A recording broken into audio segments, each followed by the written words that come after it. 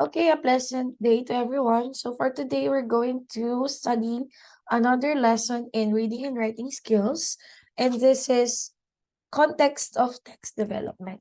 So this is module 7, by the way. Credits to the development team of the module. So here we have it. This is from SDO Pampanga. Okay?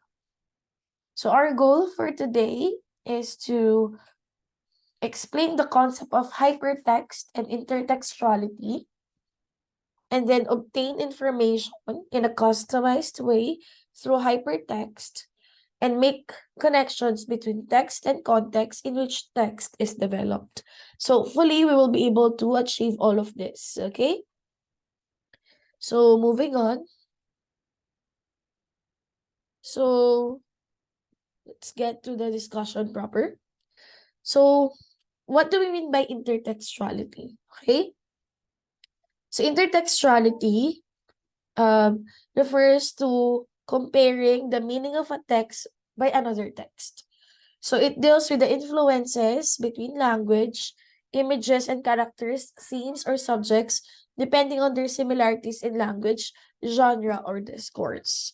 So this is evident when you read one text and you reference another, or when you adopt text and changes a prior text. So this is a text within a text. So example, the song Starry Night. This is practically by McLean. Yeah. This is an intertext of Vincent van Gogh's life. Or you could also consider the song of Taylor Swift, A Love Story. There's a part there that refers to Romeo and Juliet. So that's an example of an intertext, okay? This size emphasizes that the text is always influenced by previous texts and in turn anticipates future texts, okay? So a text surrounds cultural, historical, and social knowledge which enhances to and affects one another. So ang intertextuality develops discussion among various texts and explanations of the writer, the audience, and recent cultural contexts. So example would be like the folk hero Bernardo Carpio in the Philippines as the giant of earthquake mythology. There's also this Poseidon in Greek mythology, who is also the god of sea and earthquakes. Different cultures, but they attribute to the same natural disasters, referring to the legendary figures. So this could be intertextuality as well. Okay? Or if you're watching a movie, then in that movie, there's explicit or implicit presentation of like a story, an existing story that could be an intertext. Okay? So, halimbawa, you're watching this particular serye, okay? Tapos sasabihin niya, there would be the mentioning of Darna or other characters, or you would see that there would be the adaptation. That is an example of an intertext, okay? On the other hand, we have hypertext, okay? Hypertext is a comparatively different way of reading a text online. So, reading was usually viewed as a linear process where you read from the beginning to an end. However, the advent of internet could lead to the hypertext. This is a non-linear way of presenting information. So, this is practically jumping from one page to another as you're trying to get the information that you want, okay?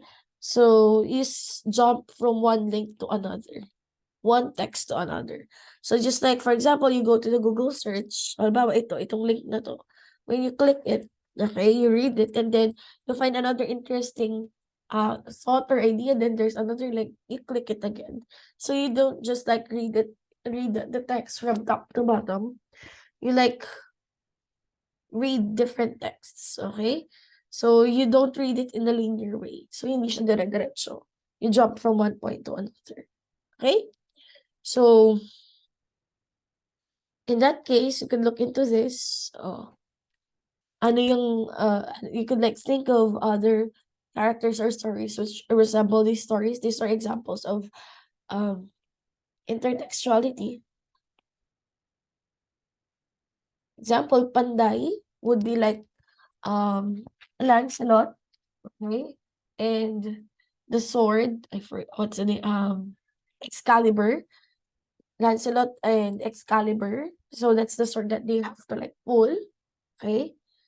And then this is Wonder Woman. We could relate it to Darna, Jezebel to the Little Mermaid. Okay, so I hope you understand that. In a in a while, I'll be explaining the different types of intertextuality. So here would be an example of types of intertext. We have allusion. So when there's allusion, there is the direct referring to something else of another literary text. Like examples of allusion would be you refer to a character or you quote a line. Okay, so example, um, if there's a character in a film and then he says, "You're nothing but the second-rate trying hard copycat."